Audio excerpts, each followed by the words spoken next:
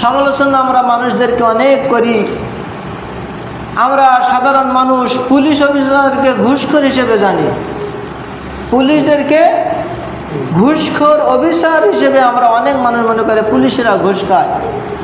পুলিশেরা সব পুলিশ কিন্তু ঘুষ খায় না।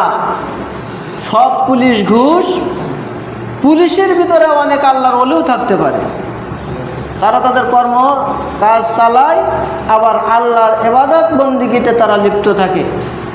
পুলিশের কোনো অপরাধ না, অপরাধ যে করে তারই সমালোচনা আমরা করি।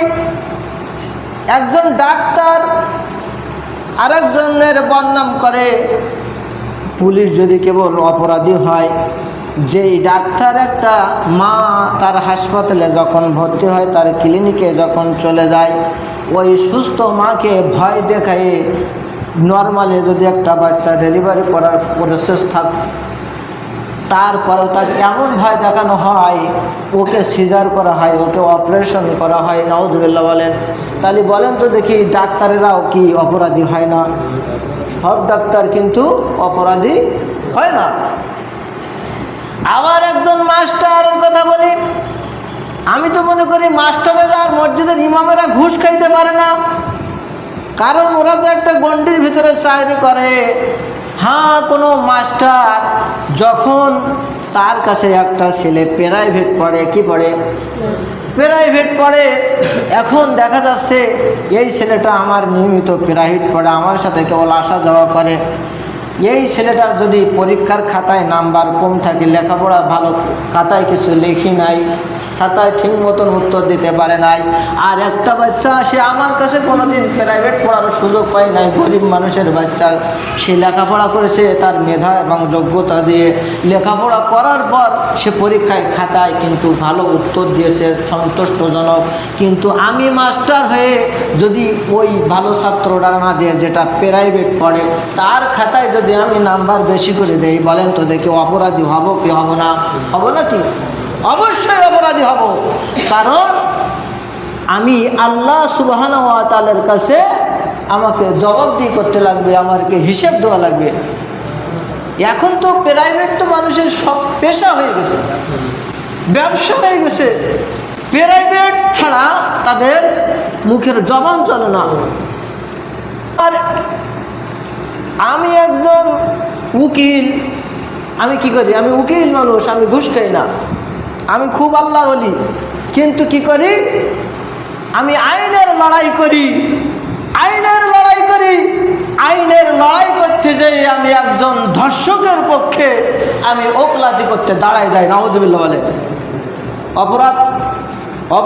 অপরাধীর পক্ষে, একজন স্পষ্ট মার্ডার করছে, মানুষকে মেরেই ফেলেছে, সেই খুনির পক্ষে আমি ওকালতি করি, আমি সুপারিশ করার জন্য দাঁড়িয়ে যাই। আমি কিন্তু অপরাধী কম না।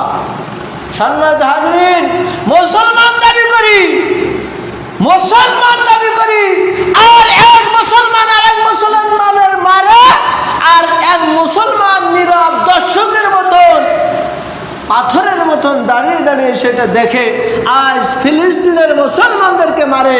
বিশ্বের 200 কোটির মতন মুসলমান, 190 কোটির অধিক মুসলমান।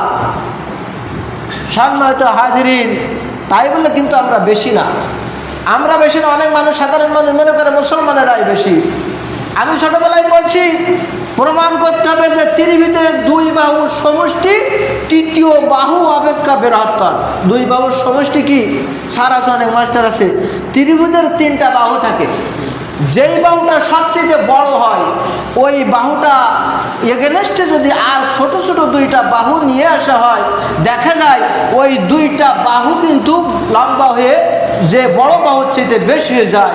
বিশ্বের হিন্দু বলেন, বৌদ্ধ বলেন, খ্রিস্টান বলেন, যত মুসলমানদের বিরোধী শক্তি আছে, সবাই কিন্তু এক হয়ে মুসলমানদেরকে ধ্বংস করার জন্য চেষ্টা করে। তাহলে শক্তির দিক থেকে আর আমরা মুসলমান হয়ে এক মুসলমান আর এক মুসলমানের দোষ খুঁজে খুঁজে খুঁজে খুঁজে কোথায় কোনটা আছে সেটা বাইর করি। আসলে কিন্তু আমরা নিজেদেরকে চিনি না।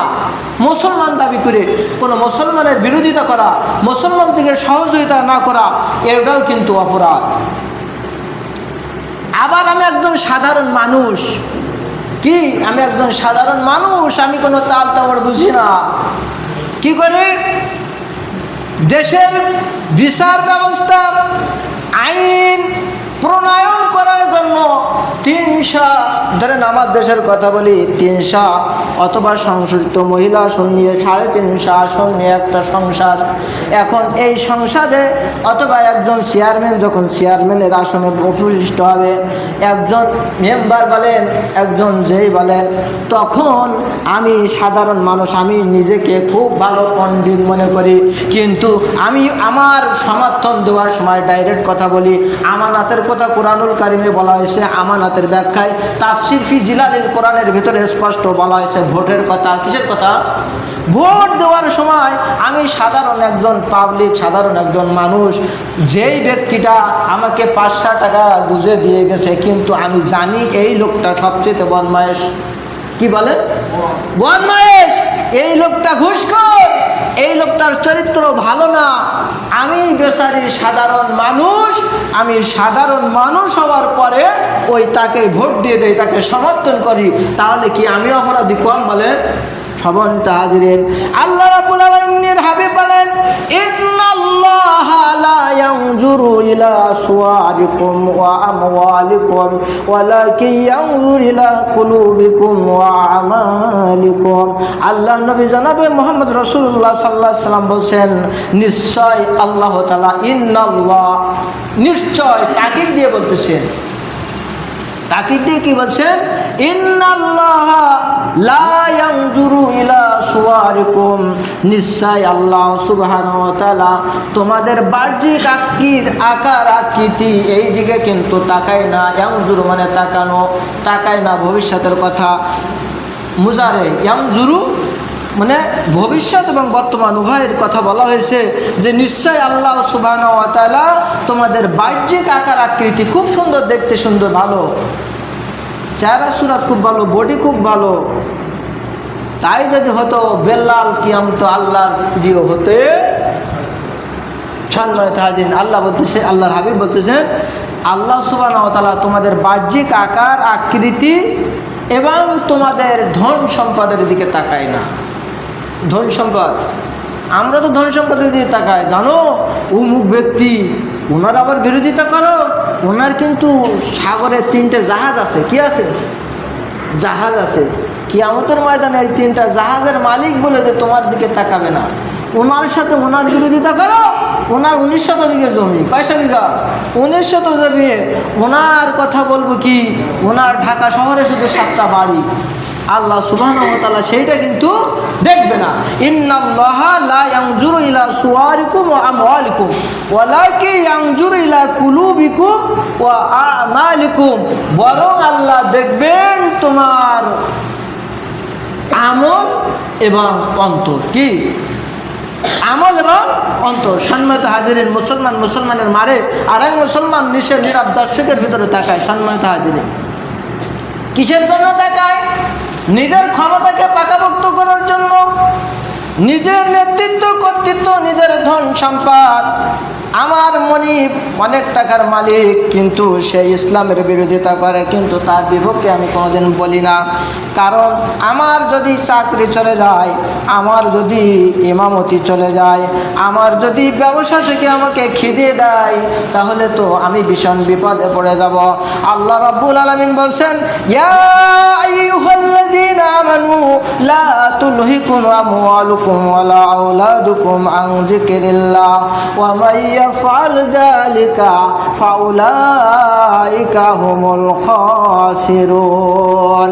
আল্লাহ রাব্বুল আলামিন বলেন, ওহে যারা ঈমান এনেছো, লা তুলহিকুম আমওয়ালুকুম ওয়ালা আওলাদুকুম আন যিকরিল্লাহ, তোমাদের সম্পদ এবং তোমাদের সন্তান যেন তোমাদের আল্লাহর স্মরণ থেকে তোমাদেরকে গাফেল করে না রাখে, ফিরিয়ে না রাখে।